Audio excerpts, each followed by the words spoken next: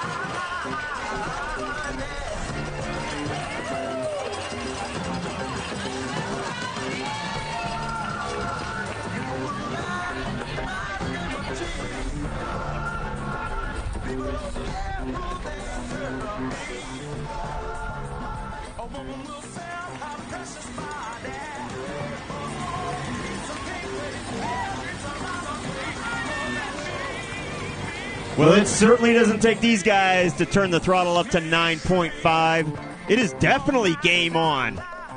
We are not going to waste any time with these guys today. I guarantee you that. David Gaona Vasquez leading him through that time and looking very comfortable and confident. You like that in the first lap of a race. Stretch this thing out. Let's get it single file nice and early. Well done, guys. Well done.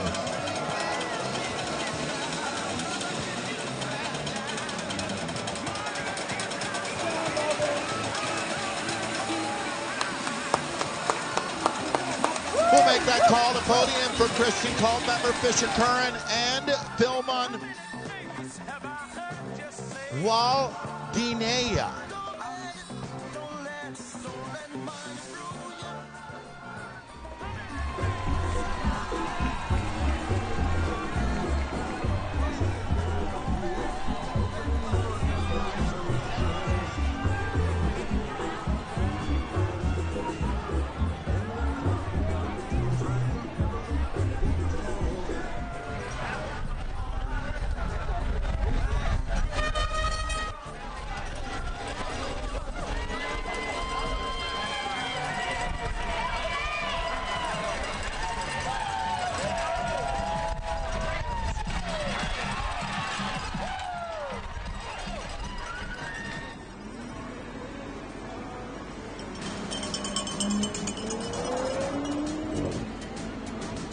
This is Butcher Box that I would know of from all the podcasts I listen to where you can get the unbelievable pork.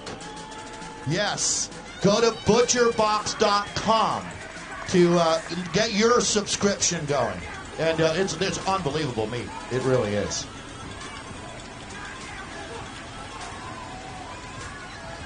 Hearing about bacon delivered to your house, how can you go wrong?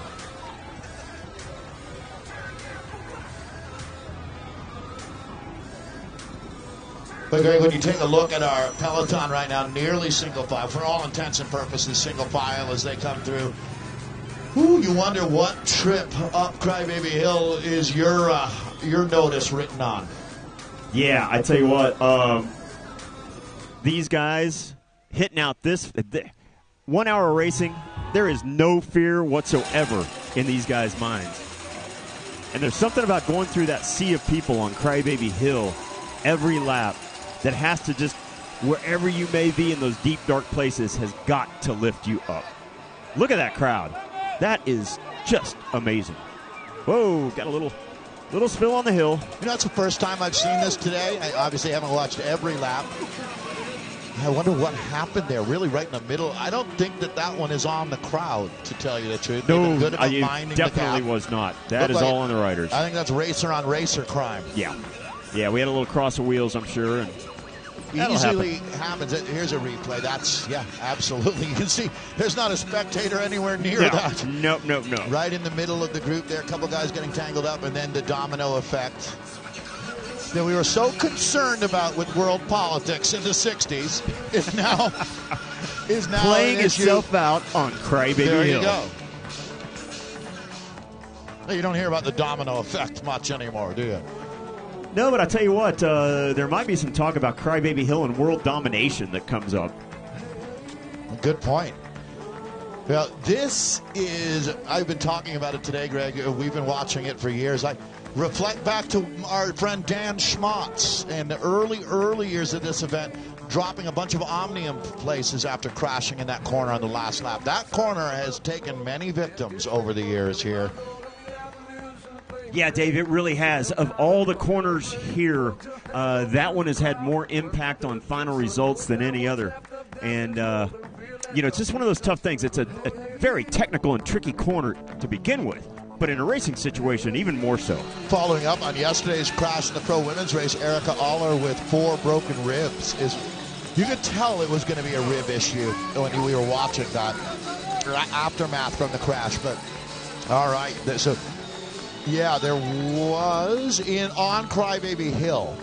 Yep, so an uphill crash at about less than 8 miles an hour, which can be awkward. That can be a very odd way to fall. Yeah, you think 2 or 3 miles an hour is the best way to fall, and sometimes those are the worst injuries. Oddly, the safest speed to crash at is probably about 15, 18 miles an hour. I couldn't agree more. Yeah.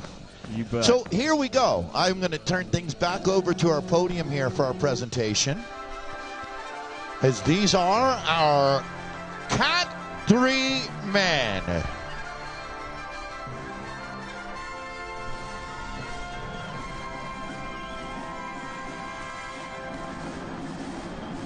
And now, with our Cat 3 men's Crybaby Hill River Parks presentation, we'll start by bringing up our bronze medal winner. A fantastic ride today. Way to go, Philman Weldinenya.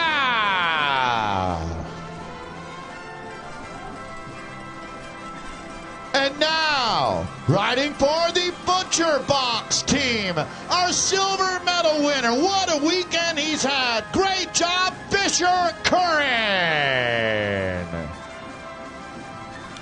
Leaving the top step for our champion, a worthy winner for Full Send Racing. This is Christian Culpepper. Christian Culpepper, Fisher Curran, and Philman Weldinenya. Congratulations, guys. And there's our champion's jersey, going to Christian Culpepper of Full Send Racing. Hey, guys, thank you. That's a classy podium, and we have really enjoyed watching you race here at Tulsa Tough. This 13th edition is all about make your own luck, and that is what we have seen here today. So, again, our podium wrapping up for our Cat 3 men with Christian Culpepper being certified Tulsa Tough, Fisher Curran, Philman Weldinenya. That's your podium. Guys, thanks again. Christian, you're 21, right? You're 32. Hey, man, you earned this. All right. Hey, man, that's a waste of good beer, man. Oh, I'm just kidding. It's your beer. You do with it what you want. But, hey, thanks again to Anthem, and thanks again, guys. You make this so much fun. Culpepper in the house. That's a hell of a win, man. All right, so here we go. We got a premium on the next lap riders, $100 cash premium. Premium on the next lap riders, $100 cash premium. Premium on the next lap down here at the finish line. It's going bananas up on the hill right now. Here we go, picking up our 1-2 field. They're just 10 minutes in right now. Couple riders off the front, and we got a $100 premium lap if you can get them, guys. So, again, the bell will keep ringing as a premium lap underway. You never know, but these guys will be happy to be notified at the back of the group what's going on at the front, because it's not going to be an easy trip this time up Crybaby Hill.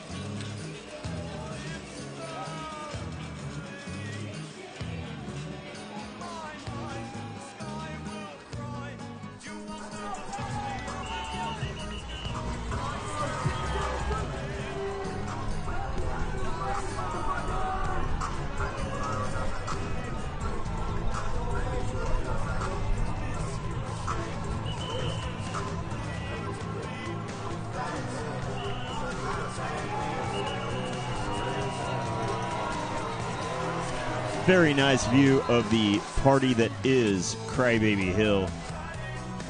Many of Tulsa's finest residents, all in attendance right there, right now. And for you folks watching on the internet and on the screens, you'll notice that everybody stays back and they're so orderly. Believe it or not, there are not barricades up.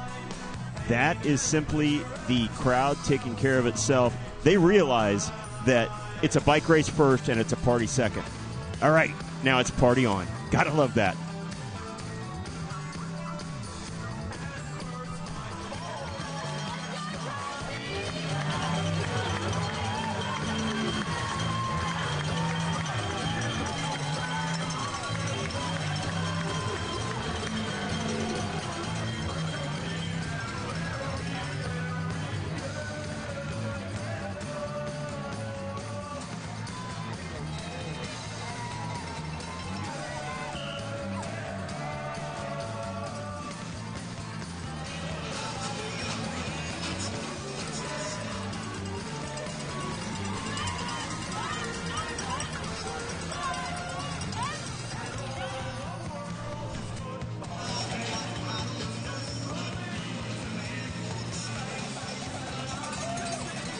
Grant Nahara for Team Sound Pony representing at the front. The field doesn't look too concerned about our two riders that escaped, but we're going to get a clock on them here pretty quick. I'm going to call that about 15 to 20 seconds. Not yet in the danger zone.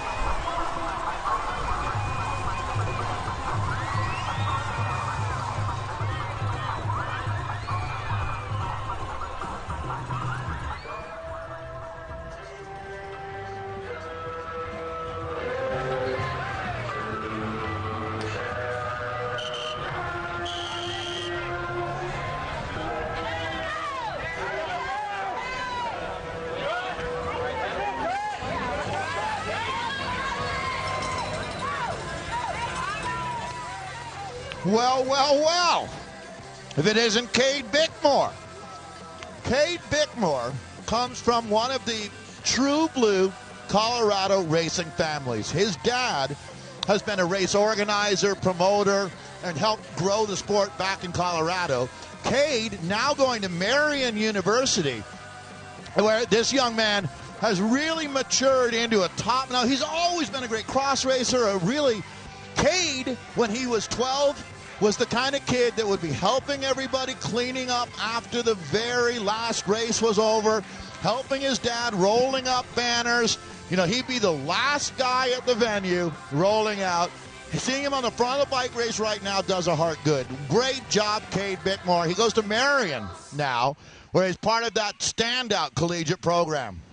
Well, now, Dave, Ryder with Cade, we're going to identify here. They've been holding on to about a 15, 20-second advantage into the early going of this race for a 1-2 man. It looks like you got him now, Greg. Yeah, that's John Boselman, Harvest Racing out of Lincoln, Nebraska. And, these guys are really laying it out there, Dave. Out of Lincoln, Nebraska. Nice. Lincoln, Nebraska, home of Dave Check, one of the real powerhouses of the Midwest from back in the day. John Leffler Jr. from Lincoln, Nebraska as well. So a lot of a cycling vibe happening out there in Nebraska. I know that the University of Colorado-Nebraska rivalry is being reenacted this year. So these two, one representing Boulder, one representing Lincoln, here in this breakaway. How appropriate. And, I got to say that for anybody who races bikes and does it well out of Nebraska, got to be tough as nails. Well, it's got to be somewhat similar to doing it out of Tulsa in 1982. Not a lot of support. The winters are really, really tough, and the summers are equally as tough. We don't have the winters that they may have in Lincoln, but we're not too terribly far behind. Yeah, look, you say what you want about Boulder. There's a reason why people move there. Oh, it's a great place to train and ride, for sure. Yeah. So, again, help me out. We've got Cade Bickmore and the other rider up here with Bickmore. John Boselman.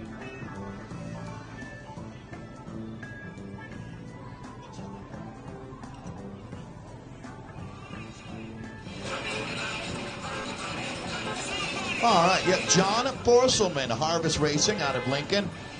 How old is John here? 27, his racing age listed as. I'm going to put Cade. I didn't even see Cade's number yet, but Cade Bickmore is going to be much closer to 20, to tell you the truth. Well, we show him at 21, Dave. There Good call. Right. Yeah, you know your guys. And 21 is kind of when you're really beginning to typically come into your powerful years. The next 3 to 5 to 8 years are just going to be magical for this guy. Well, and I think it's worth noting, too, that Cade Bickmore, even though he's only 21, is now into his 12th racing season. Right, so there's not many guys in this field that have more experience than Cade as far as race starts go. And he's made the most of it. He also doesn't just race road. Cyclocross is big for Cade Bickmore as well. So Rider 208, Harvest Racing, John Boselman looks very well matched with Bickmore up there as well. It looks like they're swapping poles quite nicely.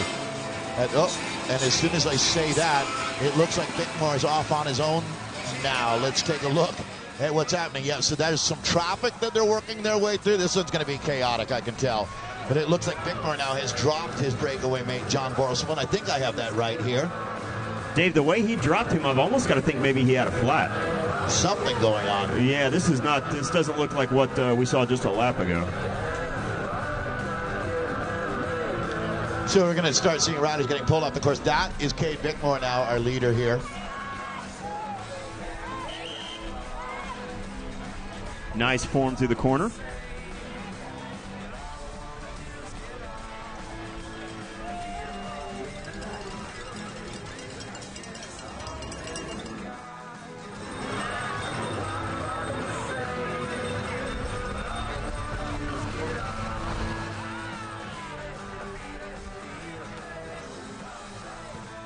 Interesting. Cade's team being listed as Matrix RBM here.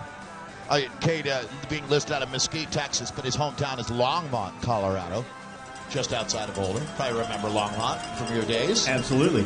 Absolutely. There's a great place to get pie in Longmont, I think, back when you were racing. Did you ever do that? You know, I didn't. The one that I really remember was the little breakfast place up at Netherland. Oh, for sure. Oh, I love Netherland. Yeah, anybody is going to remember those spots, right, where the good coffee. Oh, exactly. Right. So that's Bickmore alone right now. We have a bunch of riders coming out of our State Wheels pit, and a big thank you to State Wheels again for looking after all of our riders, not only here at Tulsa Tough, but at our Fondo as well. They've been tremendous. Beautiful wheels. Take the time to go check out what State is all about. Yeah, handmade wheels out of Texas. If any riders out there have gotten a State wheel today in a pit, please bring it back, because we're going to recycle those babies, and that is not yours to keep. Well, Bickmore's a man on a mission, isn't he? Does not look like, again, somewhat similar to what we watched with Michael Olheiser. I do not get the feeling that this guy is extending beyond his capabilities right now. This is a man who looks like he knows what he's doing to me, talking about Cade Bickmore. Yeah, absolutely, well within himself. You know, you can tell by his pedal style, by his upper body, even the look on his face. Yeah, he knows exactly where he's at. He knows exactly what he's doing right now. And, you know, Dave, he's been out there for probably since about 15 minutes in. So he's looking at taking a big bite out of this race. About his fifth lap. Now, he did have some company for a while. John Borselman has gone back to the group here. Looks like we're going to have more riders coming out of the pit. That's going to be something that happens on a regular basis now as Bickmore on his way to. Good job out there, Cade. Solid ride from Cade Bickmore. This is no surprise if you've been watching this man's trajectory. Cade Bickmore has been poised to deliver this kind of performance. So good job, Cade.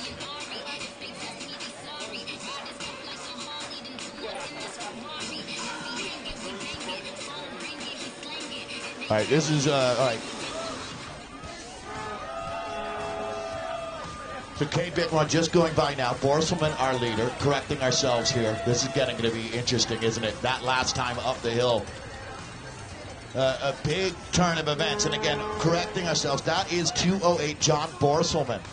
Now, so there we go. Yeah, I think Picking Dave, what happened? Borselman, who dropped Bickmore. So we had that all. I had that all wrong. I think what happened was we got confused with a couple of Sound Pony riders getting lapped because the kits are so similar, and we're watching on a monitor with the bright sunlight. It's a little bit difficult. Well, it's always good, though. Yeah, exactly. And I'll own that one. We're just getting it right now. I'm right there with you. We both Bickmore that's Bickmore that we're looking at now. So he is the Marion University student racing in the Matrix RBM colors now, and not making any excuses, but you can see that there's a lot of moving pieces now.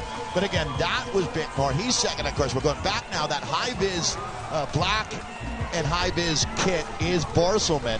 So I really apologize. John Borselman deserves better than that, and that is John Borselman, our leader right now. You bet. I think John holds no ill will. We'll get him back. You bet. Absolutely. You know, right now, Bickmore needs to fully pull the pin and go back and integrate in the field, and I'm hoping that that's what he did. You know, he's only dangling out there by 8 or 10 seconds, and he needs to get back, regroup, and look for the next good solid move.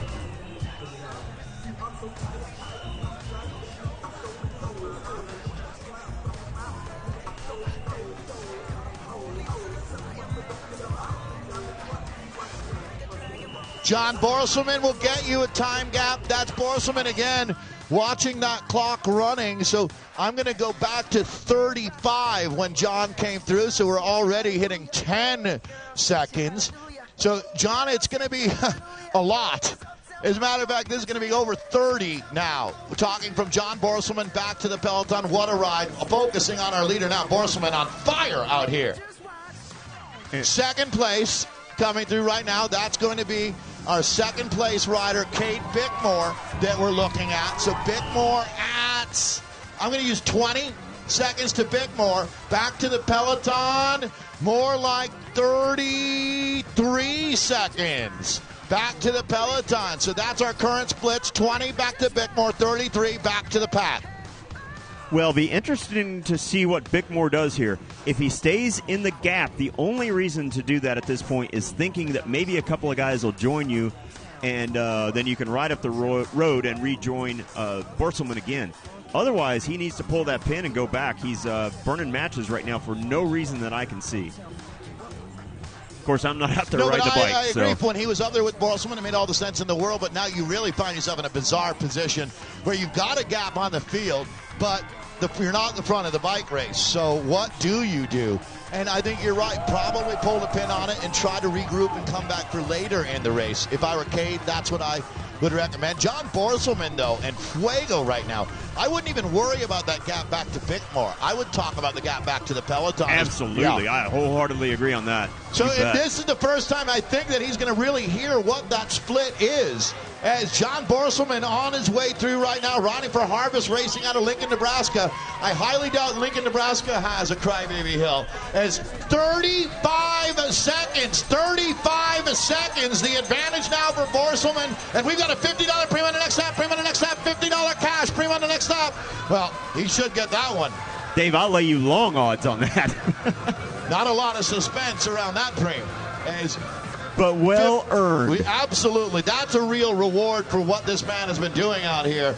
To tell you the truth, this Borselman there on your screen, our current leader. Bickmore coming back to the peloton, it looks like, Greg. I think you called that one right. Yeah, good. And, of course, we will not be ringing the bell anymore. There's no need for that. There's no hope of catching our leader at this point in time. Not on the next lap, anyhow. So we'll look for Bickmore a few laps down the road. I have a feeling this is not going to be the last we see of that young man today.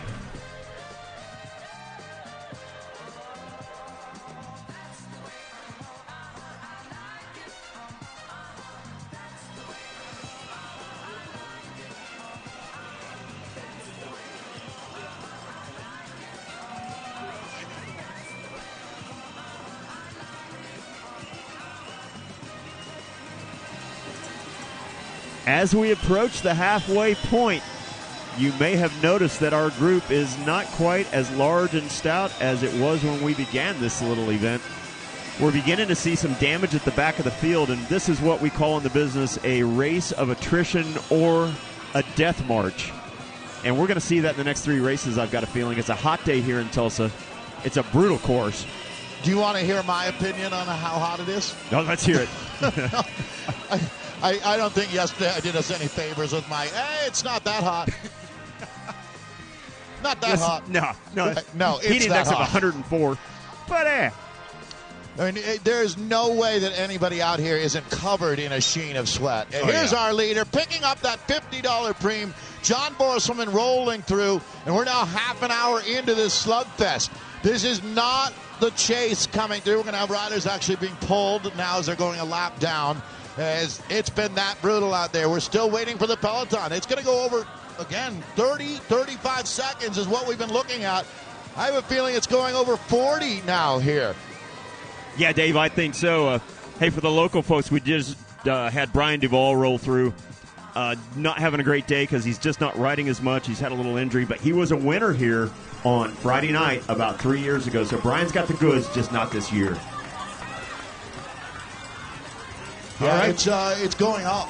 John Borselman is pouring it on right now. So this advantage had been 30, then 35, getting close to 40 now as we send them through.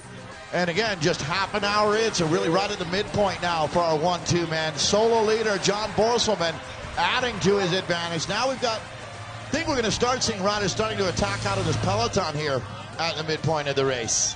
Yeah, it's about time with that kind of gap that is in fact growing. And Matrix, RBM, making their way to the front, starting to represent and trying to crank that chase up just a little bit.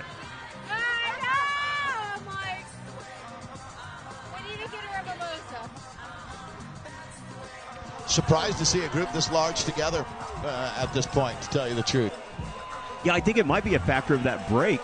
The break is so far out there that really that takes a little bit of the impetus out of the front of the race, and pretty soon it needs to put that impetus back in because I don't know the group can do it on its own. I think it may have to be a chase group of 4, 5, 6, or 8 guys. But it's amazing, isn't it, the physiology of a day like today where you can be feeling good for a few laps and then all of a sudden it hits you hard on Crybaby Hill. I think that's what happened to Bickmore out here. I'm a little surprised, to tell you the truth, he's not still able to work up here with Borselman on his way through. That is your leader. Again, getting very close to 40 seconds as our advantage. So I started the clock this time through at 31:38. So we'll do the math to see what that gap looks like.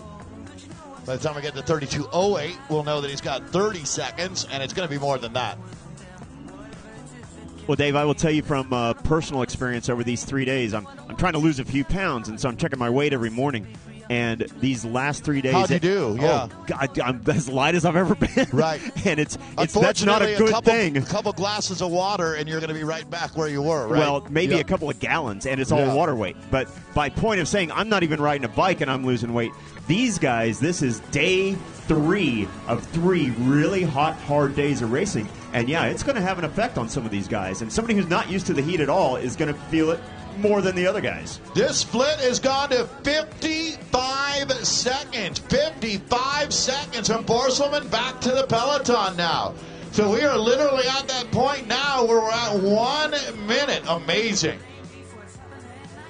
Well, and you know, Dave, my take on that right now is I don't think that the pack can get organized to chase him down. I think it's going to have to be a small, dedicated group of guys that everybody takes their pull, 6 or 8 guys, and they get up there. Well, I tell you, I mean, this is one of the moments in the race where you say if Borselman can just remain in control of his capacities out here as far as not go too deep, he looks like, to me, even though it's very early, we're only 33 minutes in, I think he's got this, barring any, unforeseen. It looks to me like this man knows exactly what he's doing when you talk about John Borselman here, our leader, and this should be very encouraging. As Borselman comes through here on this lap, the Harvest Racing rider is now just sitting at 55 seconds. 55 seconds is Borselman's advantage. A command performance being put together here today at River Parks. Watch this time up Crybaby Hill. He's adding a couple seconds to his gap every lap. Dave, I could count the number of times on one hand over the 13 editions of this race where we have seen a solo rider gain a gap like this and look this within themselves, look this confident, look like they've got this much control of everything that's going on. All right, again, now watch how in control this man is. Setting a very nice tempo up the climb here is John Borselman. 55 seconds is the event. Look at this crowd, Greg. Wow. Never seen anything like this. And again, amazingly well organized up there. Every year it's more and more hard to imagine that Crybaby Hill could get any bigger. Attacks coming out of the peloton now. So we've reached that point in the race where it looks like it's every man for himself here, as that is going to be another Richardson bike mark rider that we're looking at attacking. Dalton Walters there from Matrix RBM. Yeah, Dave, the gap now has grown to 1 solid minute to the peloton. We had 1 or 2 stragglers off the front. Gap just ever so slightly less. But we're talking about a solid minute right now, 60 seconds by Old School. And, that's getting dangerous. That's about, I think that's about halfway around. I think we're talking a 2-minute lap here. I'm not saying I think he's going to get a lap, but that's a big gap to cover.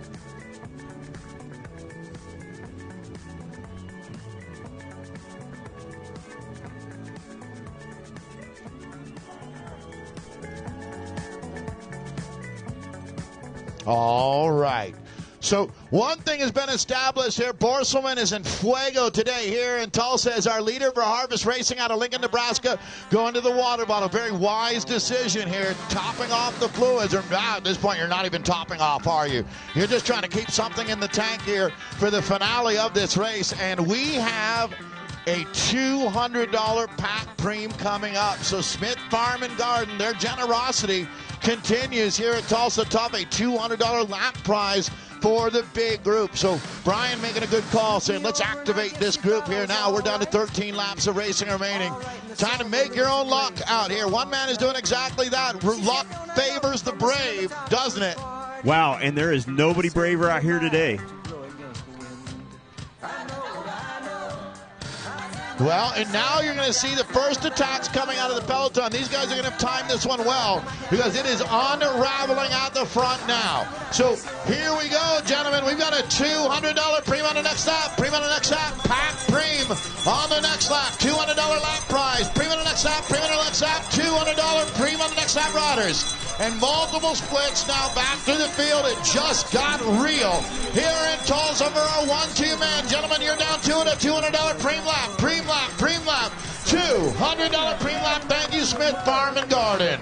Dave, I tell you what, this is exactly what we were talking about that needed to happen, and it may be happening just at the perfect time. That group needs to form off the front if this is not going to be the Borselman show all afternoon.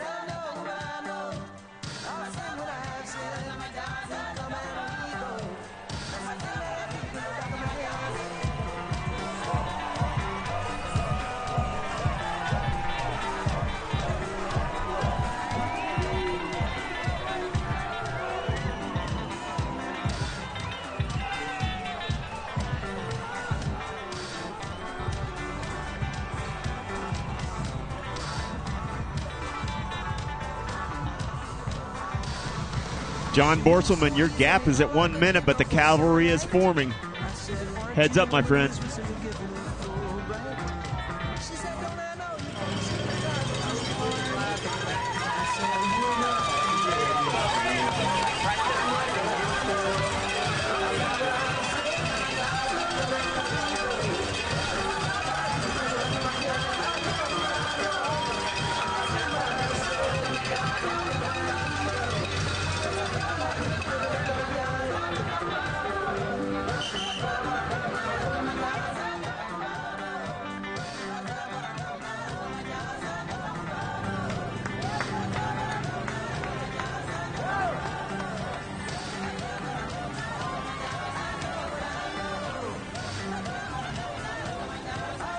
All right, and now who is it out of this massive field that is hungry for the $200 Preem and taking it with apparent ease?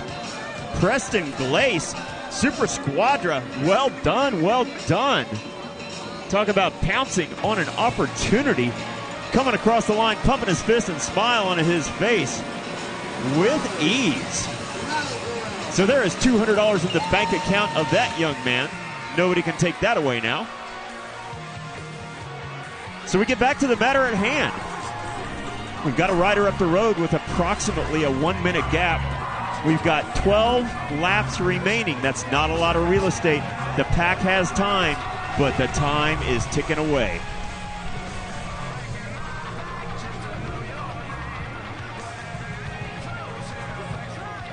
Heroic rides, that's been the theme here on this. Oh, wow. Unbelievable that he's able to hold on a two-wheel drift around the final turn. It does not get closer than that. This man is riding with an angel on his shoulder right now. That, oh man, that was as close to a race-ending crash as I have seen. What skills. That man is a Jedi. Watch this. So as he comes into the corner, he literally does a two-wheel drift. That's like watching a semi jackknifing. And nearly got high-sided, Dave, on that recovery. Woo! I don't know that I've ever seen anything like that. A solo leader coming that close to having it be game over. Well, his heart rate just went red. Wow. So guess what? His adrenaline gland is spiked right now. Yeah, this next lap ought to be a record time. There's adrenaline leaking into the Arkansas River because that kid just saved the biggest win of his career with bike handling skills there coming out of the final turn. Oh, let me tell you, yeah, and the gap is actually coming down ever so slightly. I think he scrubbed a couple of seconds there, but they have pulled 10 seconds back. So that might be just what he needed to kind of give him that spark. In a bizarre way, that might have been an advantage because what's going to happen now is his body is flooded with adrenaline. And, you know, look at a guy like Bernard Hinault. I don't remember ever seeing a rider who could... Bernard Hinault used to like to punch people in the face and then win bike races, Yeah, right? absolutely. Yeah. He thrived on that adrenaline, and it's part of what it was his greatness, you know. I think he had a throttle on it. There's a great example, I think 1980, Bernard Hinault is in a peloton that's stopped by a striking group of French, I think it was miners. Miners are farmers. Miners are farmers. That used to happen a fair amount at the Tour where different labor groups would stop the race to pitch their case. Well, Hinault was not having any of it and actually took a swing and knocked down one of... And think about, have you ever punched a miner? You mean somebody under 18 or a guy who goes in the dark deep holes? On the ground getting cold. Right. Never have, never will. No. And this man right now is riding with an angel on his shoulder. Here we go, sending him through with 10 to go. He's still got plenty of work to do. Very impressive ride from John Borselman. Lincoln, Nebraska in the house. Dave, real quick, back to Bernard Hinault.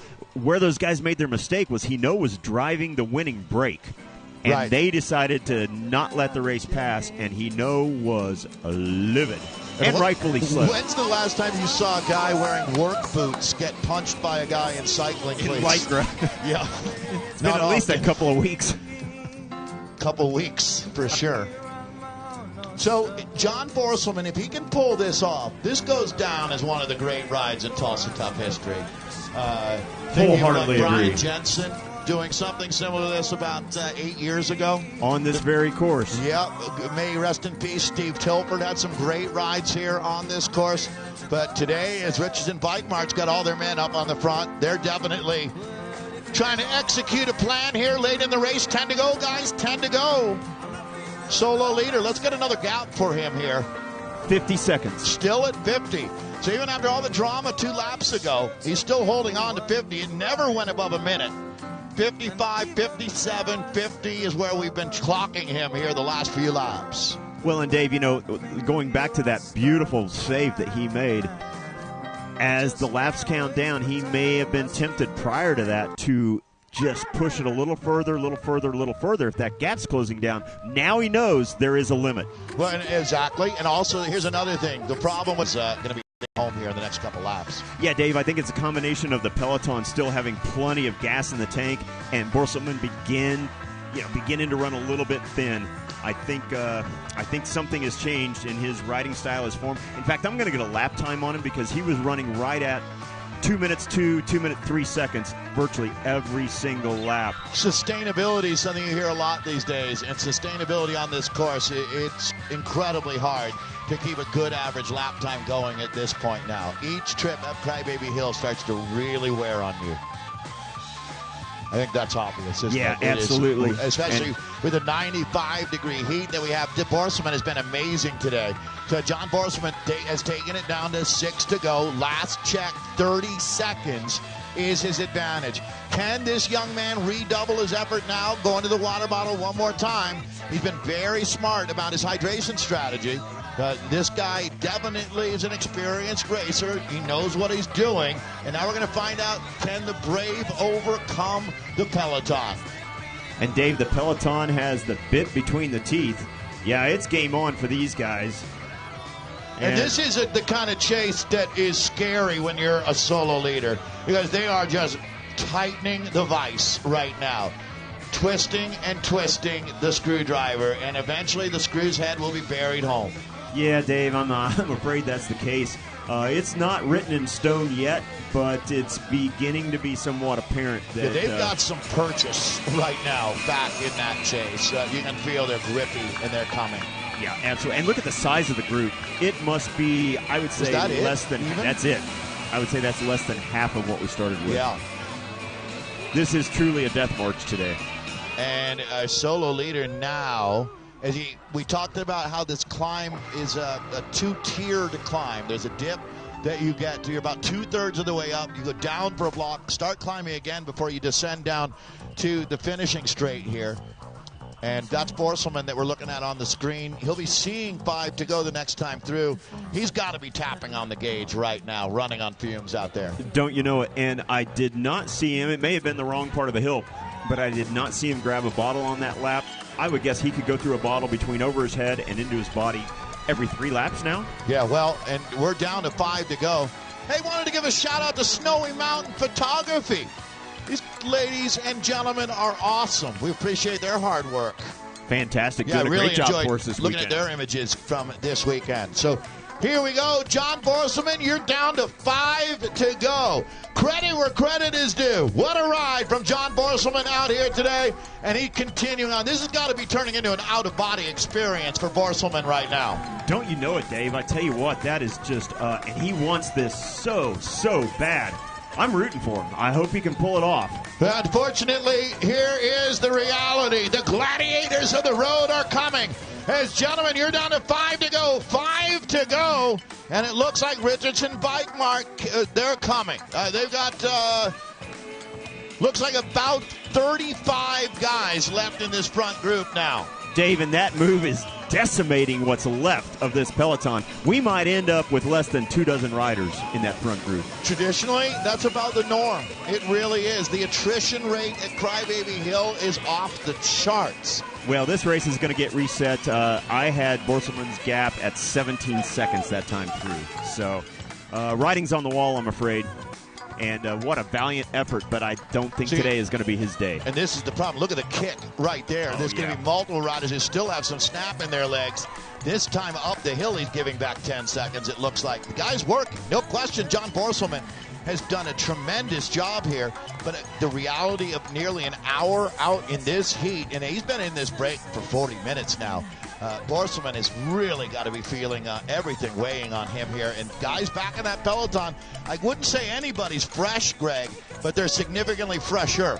Oh, yeah. You know, as a John Borselman fan, I think the best scenario we could hope for right now is that he gets joined by a group of 5 or 6 where he can integrate and sit in and try to have something reserved for that finish. Geez, the problem is when they kick the next time, I mean, it's going to be, he'll be cramping, I would think.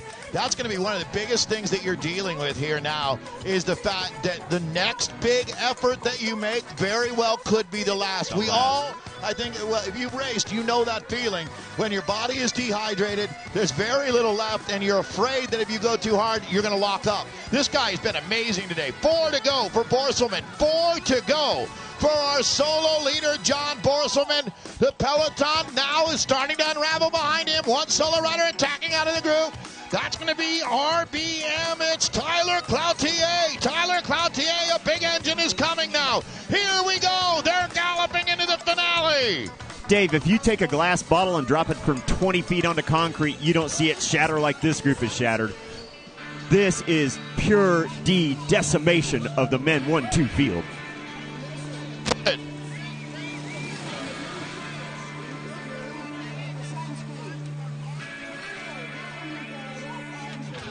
Yeah, Dave, that's what we're aiming for right now. Woo!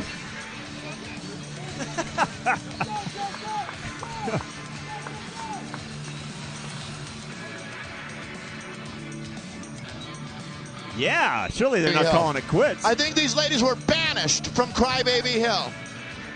They were too naughty. Too much fun. Is there such a thing? All right, man, if you are truly too naughty for Crybaby Hill, I don't even dare to think about that. Exactly. Find gainful employment. All right, I think that's the catch that's been made. Yeah, the catch made is, I'm going to go ahead and say, even though he doesn't win today, John Borselman is certified Tulsa tough. And Dave, I'm going to take that back. My mistake. I miscalled that, and you jumped on my. Well, it's almost made. It's a matter of moments. Actually, taking a look now, our lead moto making its way through. 3 is what we're showing the riders on the lap counter. Well, he is still holding on. This guy is irrepressible. Great job, John. John Borselman will not relent. It's down to 3 seconds here at the finish line. More riders starting to jump out of that group. This is going to be interesting. That's Brady Reed, strike cycling rider out of Magnolia, Texas, making his move now. And now it looks like that catch is going to be made this time up, Crybaby. Yeah, my apologies to John. I kind of wrote his obituary about half a lap too soon. But, yeah, the catch is there, and I hope he's got enough legs to join that first group. It'll be close. 6. A group of about 6 or 7. Well, again, you're not going to see what Borselman did, not only the breakaway today. Now, can he hold on? Watch this. This speaks volume about that race's character. He's holding the wheel of the rider who just caught him. And that rider, 296, I apologize here. That is Brady Reed that I'm talking about. But Borselman is not giving in.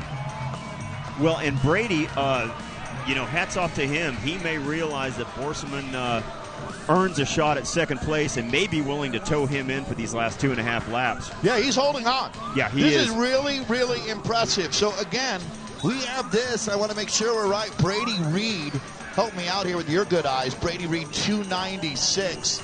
We'll confirm that he's the rider that's gone up and joined John Borselman. I thought when Borselman was caught, he would just throw in the towel. Not happening. He is hanging in there. Well, and look at what these two guys are doing. They're gapping themselves from the 5 chasers. I don't know too many people, unless you know John Borselman and understand how talented this man is, would expect any rider to pull off what he's doing right now. So Borselman is holding on to Reed as they come through, taking it down to the penultimate lap here now. 2 to go. This is quite a ride that we're looking at from both of these riders. Borselman did not throw in the towel. What a champ this guy is. And then the rider with him. That is an amazing job being done by Brady Reed. All right, guys, 2 to go, 2 to go, 2 to go. This race is not in the books yet. Well, and they do need to get organized. That group right there might be the last Jedi with a shot at this one. I tell you what, there is one step on the podium at this stage of the race that's still up for grabs, and that could be anybody's. Not to mention the first 2. They're still not etched in stone. Look at this. Borselman coming through to take a pull. That's insane. I would have never imagined this. This is why we actually have them race all the way to the finish line instead of just talking about it. Borselman is stunning us here at the finish line with this performance. He is not only holding on, he's going body blow for body blow right now with Reed. Nearly gapping Reed that time up the hill. That is so impressive. I think they've taken the wind out of the sails of that chase group of 5. They have just about surrendered and fallen into the clutches of that larger chase group, Dave. Brady Reed has got to be saying, hey, they told me when I got here that you were going to be dead. You're not dead at all. What is going on? What a ride. So again in red, that is Brady Reed in the high vis. That is the rider that we've been talking about out of Lincoln, Nebraska, Harvest Racing's John Borselman. I'm not going to forget that name after the heart that he has shown out here today.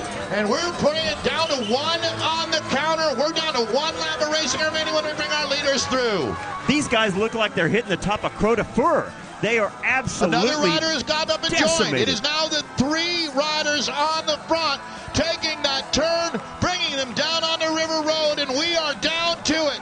Let's get loud, Tulsa. Heroic ride being put together as we're down to 1 lap of racing remaining. 1 to go, guys. 1 to go, 1 to go, 1 to go, 1 to go, 1 to go, 1 to go, 1 to go, 1 to go, 1 to go, 1 to go, 1 to go, 1 to go, 1 to go, 1 to go, 1 to go, 1 to go, 1 to go, 1 to go, 1 to go, 1 to go. Our 2 leaders rolling through. Dave, what an amazing turn of events. And look at the second group. They have joined each other, and I think they pulled the pin. They realize they're racing for 1 step on the podium, not 3. Well, and these guys now have got a good gap to close down if they want to be in contention for the win here on Crybaby Hill. It looks like we're down to 2. It's a mano battle as these 2 lock horns on the final trip of Crybaby Hill. Did we write the end of Borselman way too soon? He is right there, Dave. These guys, it could be either one at this stage. We've got less than half a lap to go. 2 guys, one who's been away for over 45 minutes, one who just joined him, and it's still a coin toss. Well, this man cannot be killed. Unbelievable. The irrepressible John Borselman. Now, if he can sprint and win, this will go down as the most impressive ride that I've seen in 13 years here on Crybaby Hill. If this man, for all thoughts, he was done. Stick a fork in him. But they caught him with 3 to go, and he is now putting the wood to him. This guy has got to be on the verge of an epic cramp. Dave, I got to tell you, if he wins this race, there are going to be 2 gentlemen waiting for him at the finish line with a clipboard to sign the papers. 1 is for a pro cycling contract, and 2 is to join the Navy SEALs. Oh, what's it going to be? This guy, unbelievable. All right, so here we go. It's going to be 2 riders coming to the line together. It's going to be an all-out drag race. Make your way to the barricades. There's a hurricane of pain bearing down on Tulsa, and he's done it. Borselman railing the corner. Can Reed get up there? It looks like he's gonna do it. John Borselman! Tulsa Tough has never seen anything like what you just did. John Borselman, you are my hero. We did not just see that happen, Dave. The impossible right here on Riverside Drive. Literally stunned here at the finish line. Borselman puts his name into the list of all-time Tulsa Tough greats with our 1-2 win. Wow, how impressive. Cad Bickmore taking up the third step on the podium. Guys, congratulations. Epic. Hey, Brady Reed, great job going up against a monster when you talk about Borselman. Oh, my, what a win here at Tulsa Tough.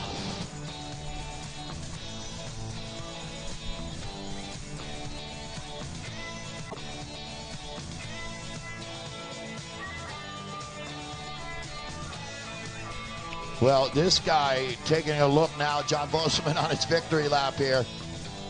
Look how they're still minding the gap. A lot of those guys won't realize that the race is over until now. Well-behaved crowd, I tell you. And they know that, you know, like I said, bike race first, party second. They're doing a wonderful job up there on the hill. This is a great example of a real success story in USA cycling. Truly amazing what happens here. Yeah, nothing else like this race. I was talking about, we look forward to Gateway Cup. I think that's as close as you get. But nothing like this. Well, that's a memory that's going to stick with all of us for a long, long time. And for John Borselman, that'll be one he remembers the rest of his life. What a well-earned victory.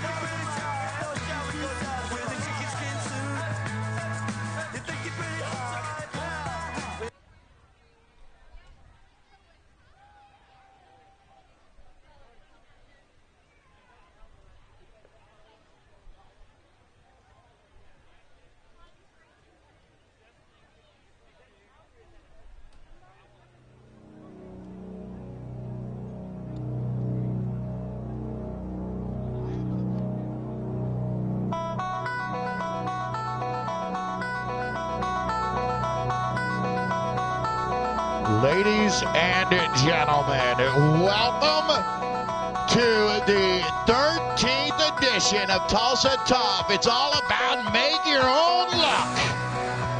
And here this afternoon, we are now ready to call up the top 10 riders after 2 days of racing here in Tulsa. From Friday night in the Blue Dome District, moving last night to the Brady Arts District, and now we're ready to hit out for our final race in Tulsa this year. I'm going to start by bringing up our day one winner, a multiple-time U.S. National Criterium champion, riding out of West Allis, Wisconsin for IS Corp. It's Samantha Schneider. Samantha will be joined by her Australian teammate. What a phenomenal job IS Corp has done, is sitting second overall. This is the Australian Josie Talbot. IS Corp holding on to the top 2 spots. And now, a living legend in our peloton, racing out of Italy, the original Tour Down Under winner, the multi-time European Continental Champion. Ladies and gentlemen, for Rock Salt Attacker, this is Valentina Scandalata.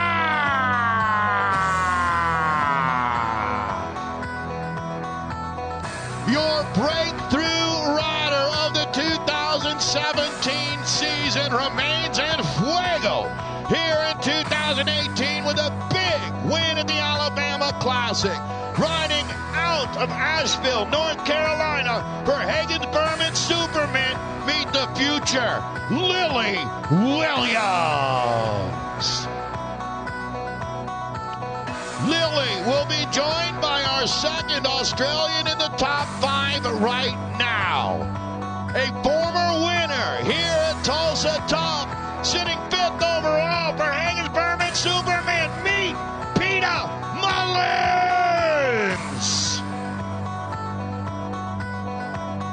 And now, with a phenomenal ride last night, she's moved into the top 10, climbing the ladder. The rider out of Southern California for Monster Media, a Manhattan Beach and Dana Point Grand Prix winner. Meet Monster Media's Shelby Reynolds. most talented under 23 riders on planet Earth today. An 18-time national champion. Hailing from Park City, Utah, meet the 16-year-old DNA cycling standout. It's Katie Klaus. And now, last night's champion. What a historic ride here at Tulsa Tough. Ladies and gentlemen, your Brady Arts District winner for Superman Higgins Berman, it's Jen Lupke. And now, one of the greatest American racers of all time. Ladies and gentlemen, the American champion, it's the Grand Dame, Tina Pick, Colavita Violetta. Ladies and gentlemen, it's an honor and a privilege to bring up this multiple-time American World's Team silver medalist, a Pan Am bronze as an elite, meet World Tour hitter. This is Skylar Schneider, riding for the Bulls Dolmans team. You ladies look like you want to race your bikes. Whoa. There was not a big lag there. We're going to turn it over to our man, Dave Fouts. Riders, these will be your final pre-race instructions. They are champing at the bit. Ladies, thanks for a great couple days of racing. We're going to top it off by some hill climbing, which I'm sure you're looking forward to. You guys are going to have 60 minutes of wonderful hill climbing. Halfway through the race, we're going to open feed. It's hill where everybody's hanging out. It's where, of course, you're going to do your second attack on that hill. On the right-hand side, refreshments poured over your head at any time, all the way through the race, because by the time you go 5 feet from that, you're going to be dried off. Hey, we have a special thing today. We have the Red Bull Queen of the Hill. That is going to be not wrong, but mentioned by Dave. We're going to try to remember, when you see 13 on the lap counter, 13, it's going to be scored on the line up on the hill. Okay, so you'll see it a couple times as you go by. It's a $500 Queen of the Hill. You will come to the podium. The winner of that will come to the podium. We'll have that. Our judges will have that. So it's a $500 Queen of the Hill Red Bull special on the 13th lap. This is the 13th edition. So we're going to do that then. We're going to have our lap counter up here to the left, which will show you those laps. The pit is located backwards to your left. You must be racing with 6. That is 6 laps to go. You must be racing. Results will be posted behind the Ceres area tent, back by registration. And then, if you have any questions, is Cindy Jorgen from Utah. You need to see her. USADA is here. Of course, you've known that. We'll post on our boards, and they'll hunt you down. So make sure that you help them, and we don't want them to have heat exertion. Other than that, I think we're okay. I'm going to turn it over to Dave, and we're going to get started with his countdown and on our whistle.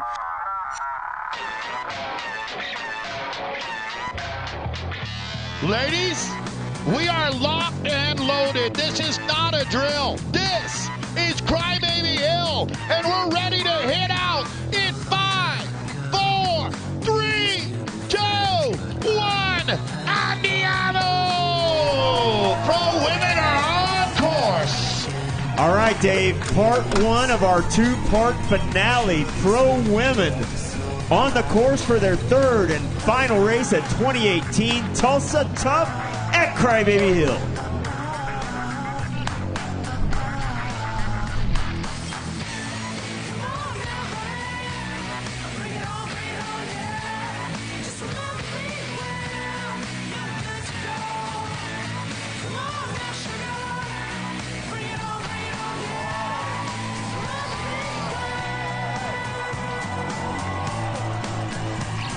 It's something I said, but someone I know.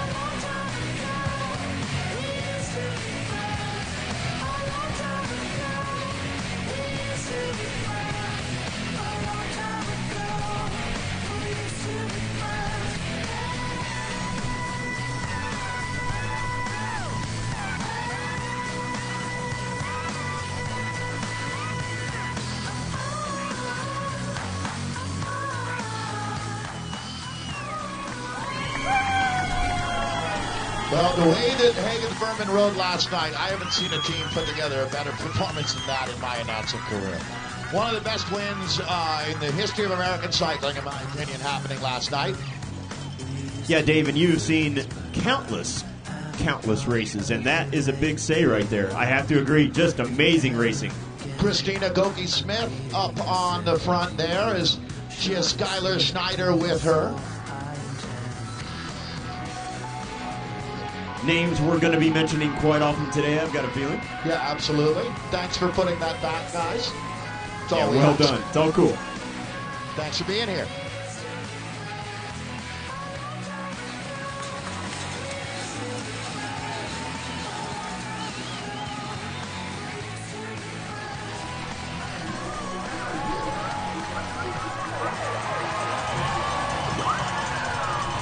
You know, I literally think we ran out of room up on Crybaby Hill. This is the year that there's nowhere left to stand. We found the capacity. Whatever this number is. Dave, it scares me that this group that's leaving right now is the group that couldn't stick up there. Oh, my gosh. Exactly. Think about that. Like they weren't tough enough to party. Woo! Yeah, that's why I'm not even allowed to go within 100 feet of the last corner. It's just...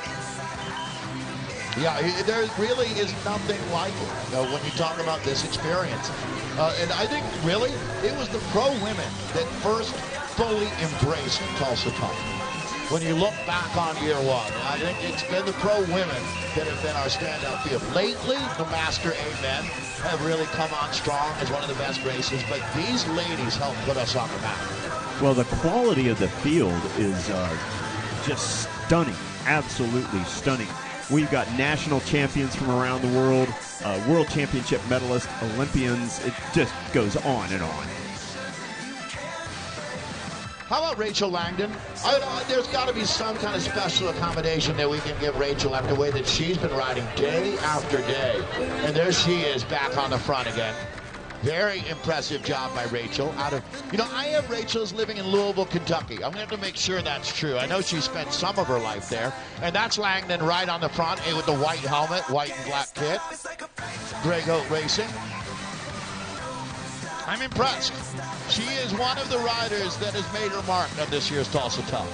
Yeah, we've been mentioning her time and time again and doing a lot of the heavy lifting for the team and, looking to break through. I think today is one of those days where one of the riders who has maybe not been cut from the mold that's perfect for Friday or Saturday could have an opportunity to shine. Year after year, we mention new names at Crybaby Hill, and I think that today's race will be no exception.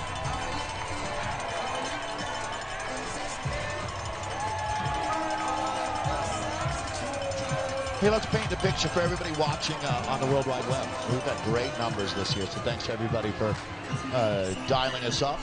I never know how to say that. You're not watching TV. You're watching a webcast, so there's no channel. You're not tuning in. Logging on. There we go. You'd say, I've heard it called that before. Right. So for everybody logging on out there, it's a pretty classic, I would say right down the middle as far as a Tulsa Tough kind of day here. 95 degrees, relatively high humidity. We've seen worse, but we've also seen storms. Like it was bad enough. One year I saved John Gallagher's life here. Always good to remember that. And John helped save my life later. Right. So, I'm really glad I saved his life. Well, yeah, because he came back to save me. You had that in the karma bank. Right. Who knew you were going to need to make that withdrawal? No, we've had, through the years, a lot of memories down here. I think one year, a tree uprooted over at Chris Z's house. Yeah, and I think, weren't you in the basement at that time? We were. Ducking from that. We weren't quite sure what that was. We were taking hurricane or tornado precautions. Which, it's serious if you went to the basement, because when it's not serious, we go to the roof because we want to see it. Right. This one was serious. Yeah. Literally, there was a tree that used to be right over here that's gone. No. Yeah, that tree died. All right, group all together. It's only a matter of time until Superman does something. There's Liza Ricchetto, picked up that $500 premium last night. And I was saying, that was the moment that the race really crystallized for me when Liza Ricciotto picked up that Prima that did not go back to the peloton. She stayed out there for a few more laps, as that was the name of the game for Hagens-Berman. They kept the pressure on throughout the entire race until Jen Lupke finally was just the straw that broke the camel's back out there. They were unable to bring it out. Lupke maybe had 2 seconds at the line when she won. Well, and from a ways out, it wasn't like she got the 2 seconds in the last half a lap. It was a textbook team tactics. Looking for Shane Ponsick to please come check in here at the finish line with our official Dave. Shane Ponsick, please come to the finish line. Thank you, Shane.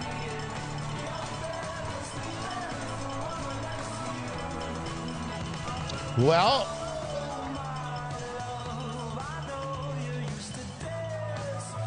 let's take a moment to thank Ron Lemieux. Ron, I'm not sure where Ron is. There he is. Thanks, Ron. We are now hearing that Ron, and year after year, this is not the first time that Ron has gone to bat with Saris and raising our crowd dream, but he's done it again. Thank you, Ron. Thank you, everybody who's donated. We have, get this, an $1,100 preem for our women's field. So, Ron, great work again. Really appreciate. Ron, have you been to every Tulsa Top? Just every Tulsa Top, Ron has been here helping support our women's peloton. So they raised this money throughout the weekend, and now it's ready to distribute. And a quick thanks to everybody out there who contributed. You're part of this. This is us, Tulsa. So the Crybaby Hill Preem, thank you, Saris, thank you, Ron, thank you, everybody, as here we go. Ladies and gentlemen, it doesn't get bigger than this. A $1,100 lap prize. Ladies, here it is. Preem on the next lap, $1,100. $1,100 Preem on the next lap, Preem on the next lap. A monster crowd Preem, crowd Preem, crowd Preem. $1,100 Preem on the next lap. You did not mishear that, ladies. $1,100 American on the line, the winner of this lap. If there was ever a lap that you did not want to be getting gapped, it's this lap. This is the one. Because unfortunately, it's going to go ballistic this time. You're going to win this Preem right about now. There you go. That was the call, the siren song for Superman.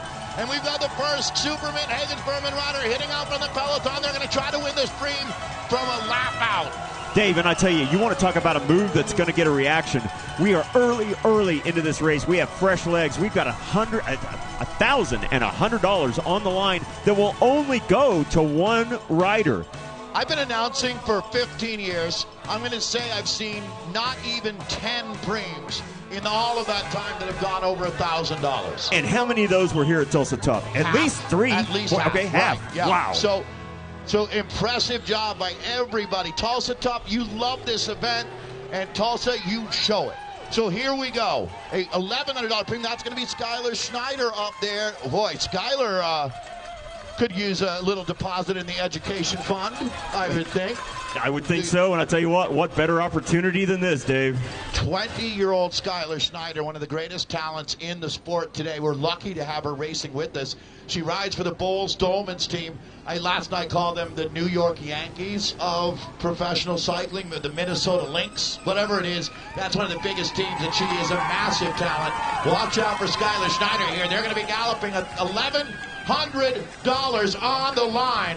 $1,100. That's Schneider there in the orange helmet, coming right up the middle as she. Oh boy, it's going to be your woman, Valentina Scandolara. Yes, Valentina. Well done, girlfriend. Well, that's huge. Valentina Scandolara, the Italian rider. They've been operating on a shoestring budget. That is a massive Preem win for Rock Salt Attacker. Valentina leaves back for Italy tonight, Dave. No kidding. Yeah, sad that she's going to leave, but she'll be back. How about that as a parting gift? And that was not a gift. That was well earned.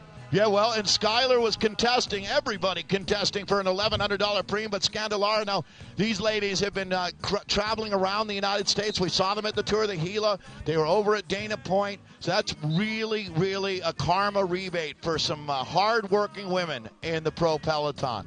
So Rock Salt Attack Air, picking up that $1,100 crowd premium. Thank you to everybody out there for making that happen. I can guarantee you that will change the season for that team. Well, and Valentina has been disappointed with her 5th place finish on Friday night and her 6th place finish last night.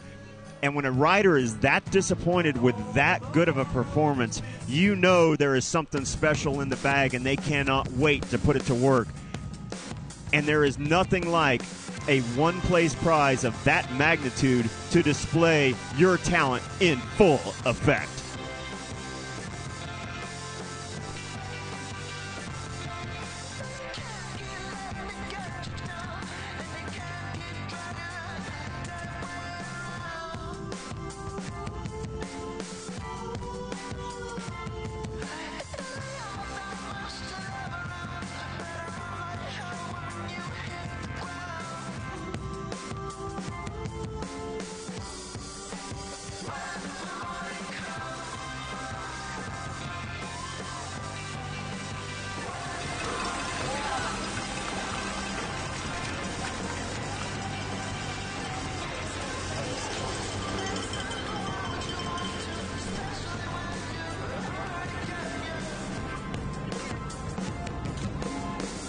So we do have our 1-2 podium to present.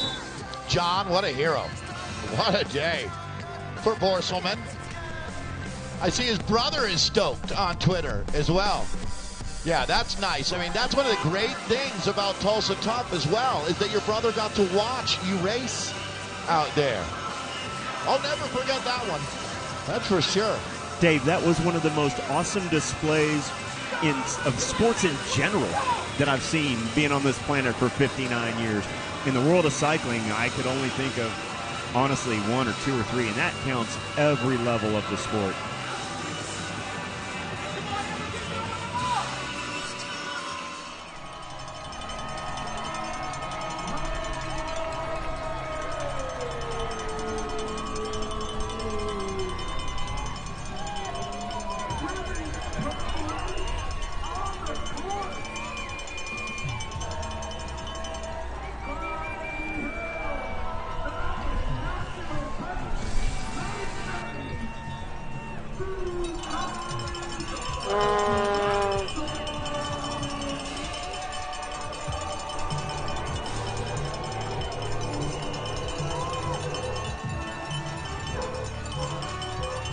We're going to get our presentation underway now for our 1-2 men's Crybaby Hill day of racing.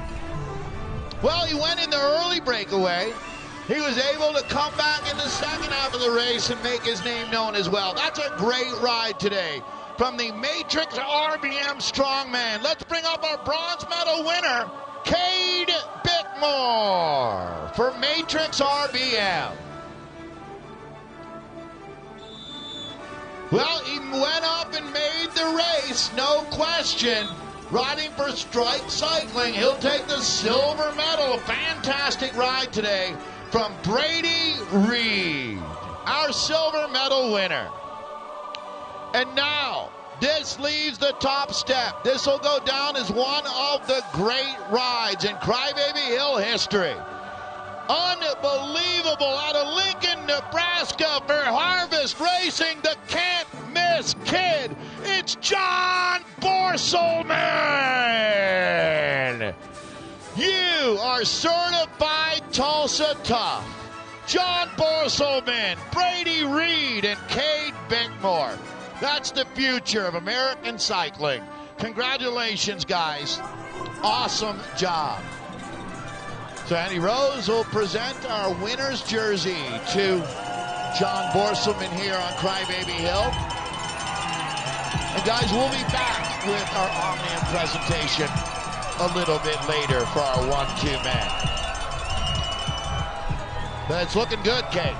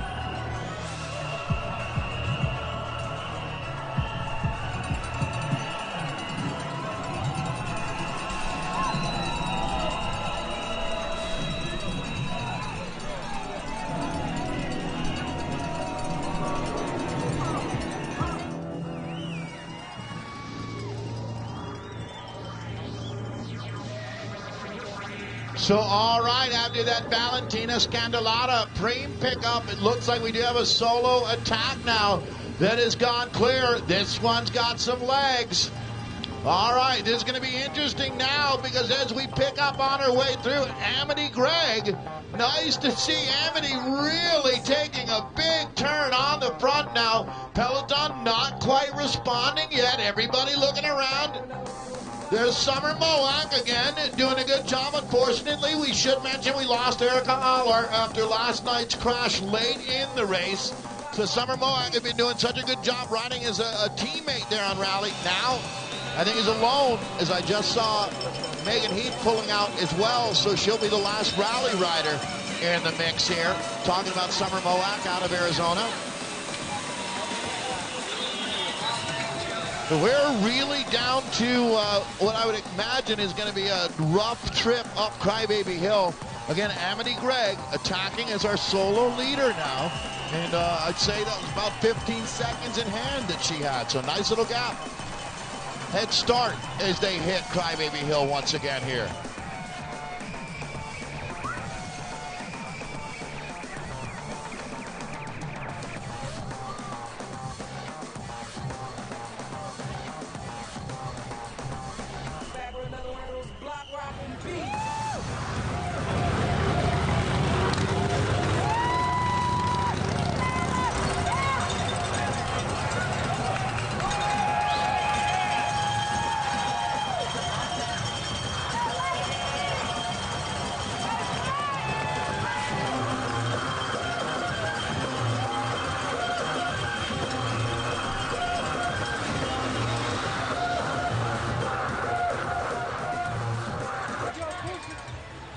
All right, and we are now ready to present our Omnium for our 1-2 men. Some familiar faces here.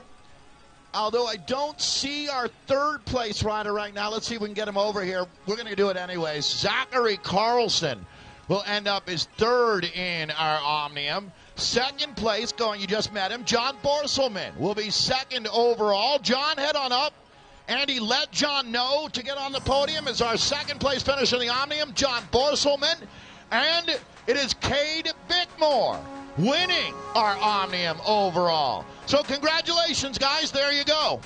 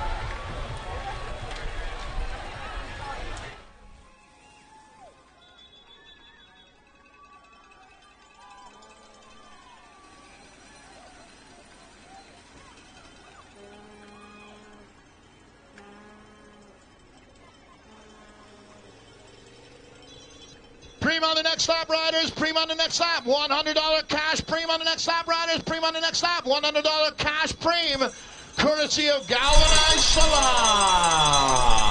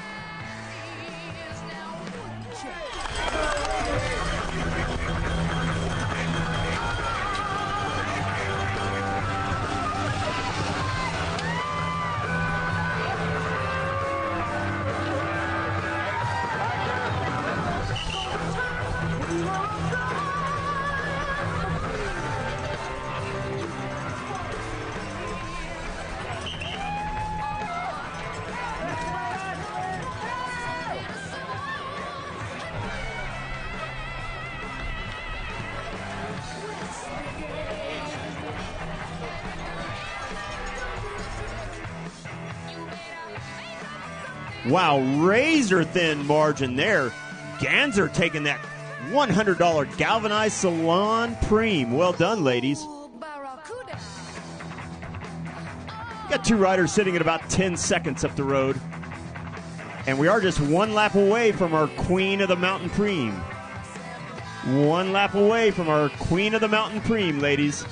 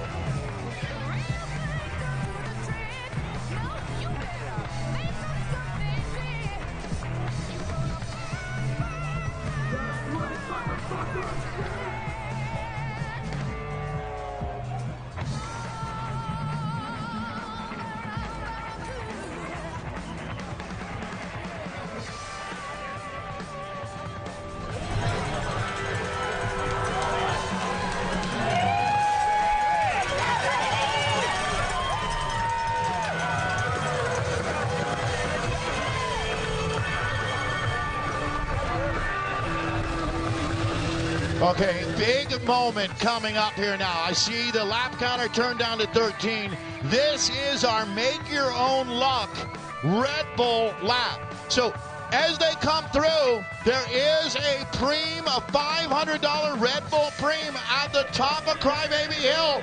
We're ringing the bell as we mentioned that this was the lap.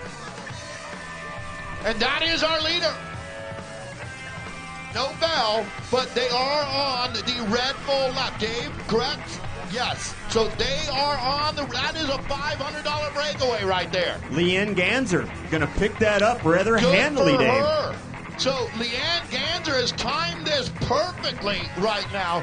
I don't know that that's the race winning move, but she now is already on to Crybaby Hill, and she will, barring any a chain drop right now, I would think it would have to be to take her out of that $500 prize from Red Bull. So big thank you to Red Bull. They're also going to send our Omnium winner down to last stand at the Alamo, coming up a little bit later in the year for the men and the women.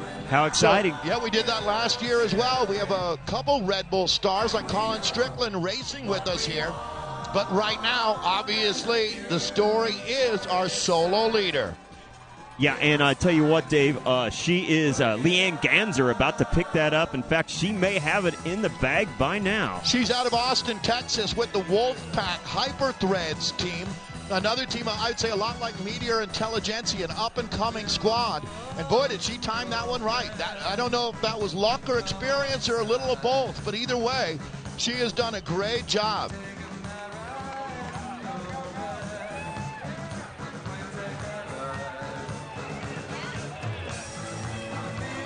Yeah, Dave, I like her moxie. She picked up the $500, and she's not about to go back to the pack at this moment.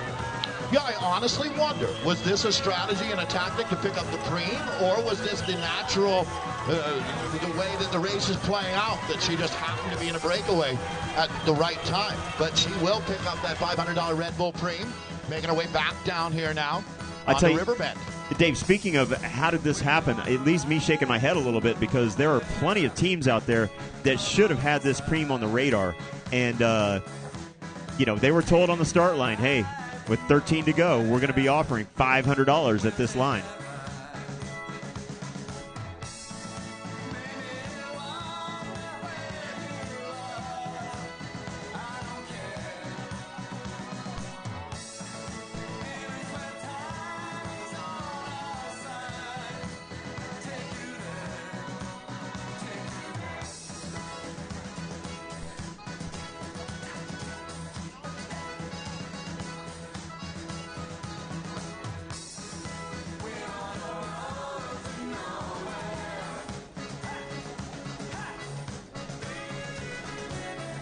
Andy Rose, could you come check in with us here on the stage, as we are going to represent our Omnium for our top 3 men in our 1-2 race. So we're going to get the guys together and get that presentation underway. And Andy, if you could check in at the podium, we'll get that going.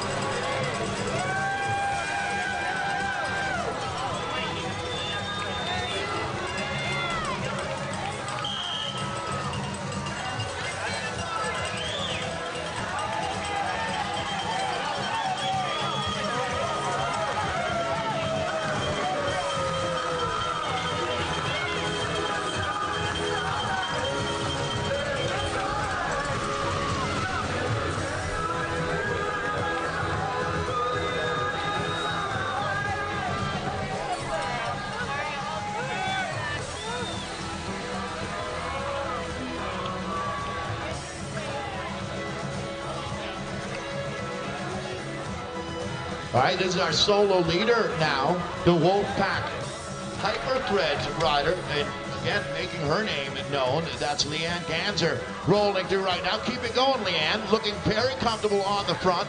But this is her problem. It's going to be another Hagens-Berman Superman attack, and that's going to be Starla Teddergreen. And we're going to have a pack Preem on the next lap, Preem on the next lap, $200 Preem on the next lap, pack Preem, $200 on the next lap, riders, $200 on the next lap, and pack Preem coming up here for our pro women. So we're going to be, I know Cade Bickmore is on the task. John Forselman and Zach Carlson, guys, will get your presentation underway here for our 1-2 Omnium.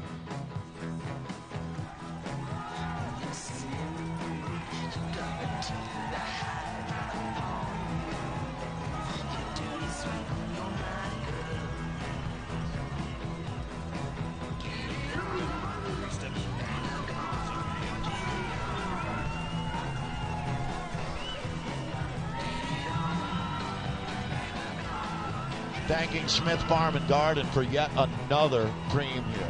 I don't know how we were able to start that relationship with Smith Farm and Garden, but you had mentioned to me that when you visit, it makes sense because they are super high quality and they fit the Tulsa model, that's for sure. It's anything you need to take care of your farm, your garden, your yard. You need a new lawnmower, go see these guys. You need a tractor, go see these guys. Anything in between. Wood pellets. Got it? Yep. Absolutely, got it. Filament for your weed eater, they're Got your it. guys. Yep. So big thank you to Smith Farm and Garden. $200 cash Preem coming up.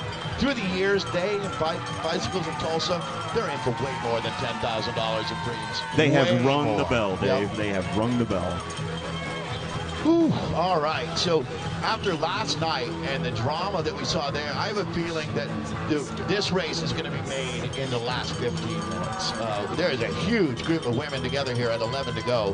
We just had our Red Bull Preem up on top of Crybaby Hill. That was picked up by Leanne Ganser. She'll get that $500 Preem. We mentioned our Omnium winner is going to be heading down to Last Stand at the Alamo, a great event that we have enjoyed. And now, let's see who we've got. I was saying Starla Teddergreen, but this is going to be her teammate now. It's, excuse me, we're seeing a change there up on the front. Jen Lupke, last night's winner, is moving back up. This is going to be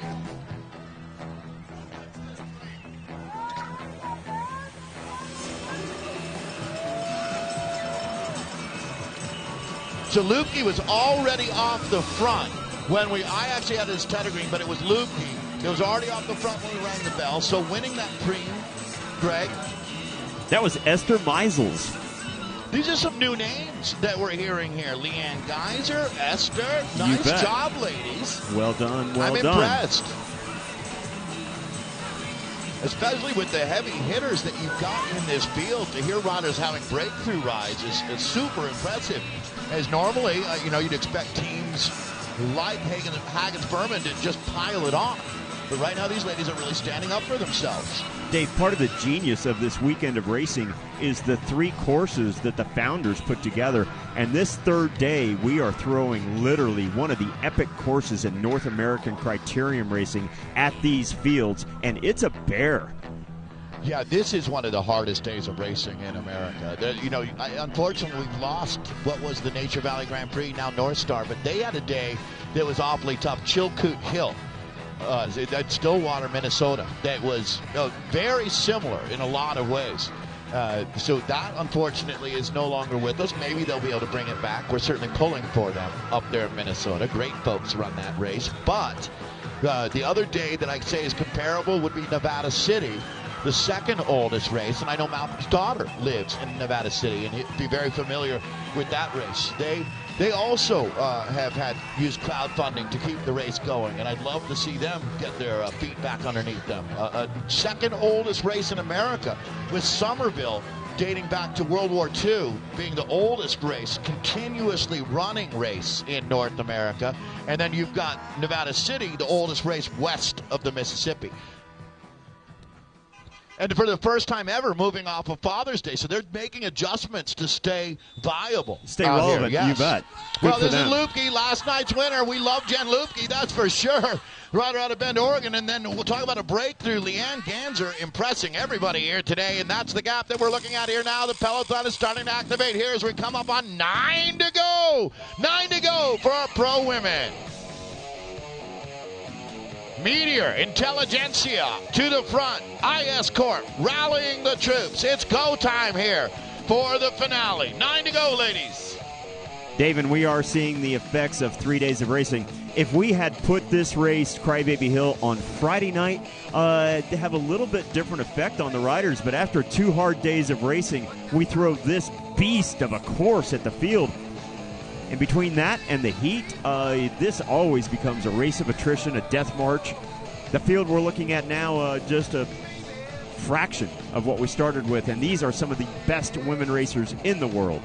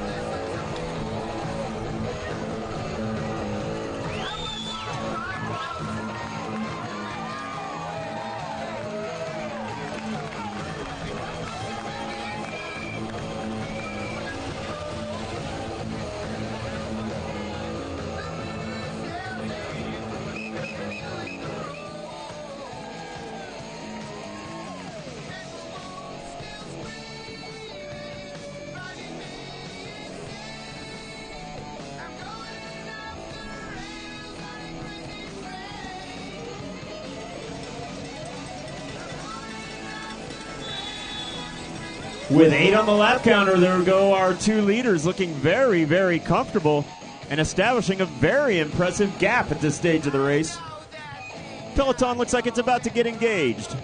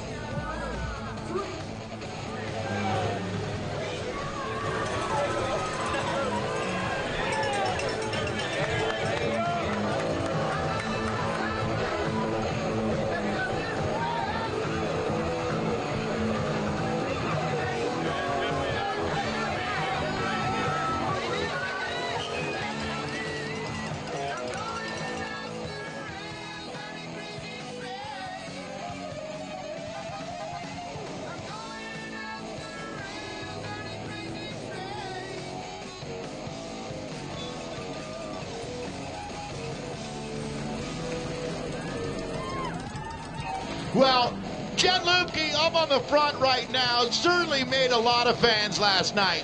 This young lady out of Bend, Oregon is a phenomenal talent. We're going to ring the bell. A two-rider showdown. Ladies, you got a preem on the next lap, preem on the next lap, $200 preem on the next lap. And right now, I'm saying the ride of the day we are witnessing from Leanne Ganser there in green, the Wolfpack rider. Leanne, you have arrived in the professional women's peloton. You're riding the front of the bike race with 7 to go with Jen Lupke. I'm going to say that you are a heavy hitter. Dave, you said that she opened our eyes today. Well, just the fact that she's got company like Jen Lupke, who is willing to work with her, speaks volumes about what the field feels about this young rider today. You know, can you imagine how cool it would be? You ever see a river runs through it? I have. That is where Jen Lupke grew up. Hey, Zach Carlson on his way over. Guys, I apologize for the trouble with your Omnium. That's what happens when you keep Dave Toll in the heat for 8 hours. All right, let me find that as we're going to present our Omnium now for our 1-2. Man, these guys have absolutely ridden like champions.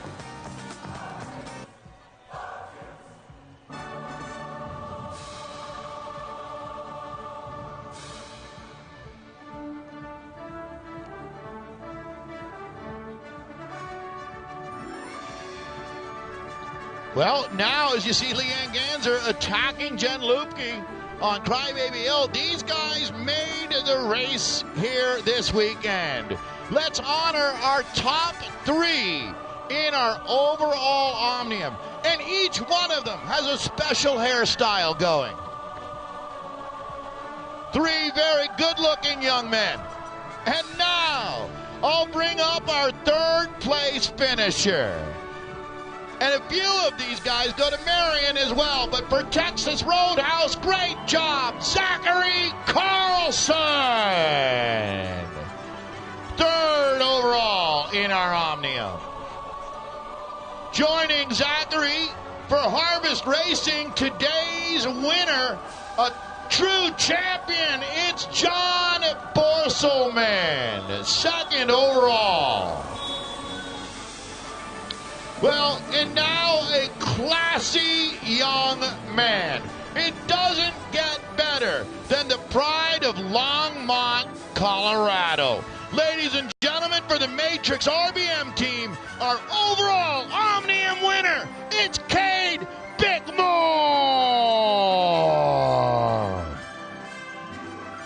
Cade, way to go. And Cade is 21. We just learned. Congratulations, Cade Bickmore, John Borselman, and Zachary Carlson. That is your overall Omnium for our 1-2 men, and we have carded them. They were all carded, Malcolm. They're good to go for the Anthem beer. They say, what's more important, the Anthem beer or the check? And the guys say, there's a check? Well done, guys. No suds will ever taste better.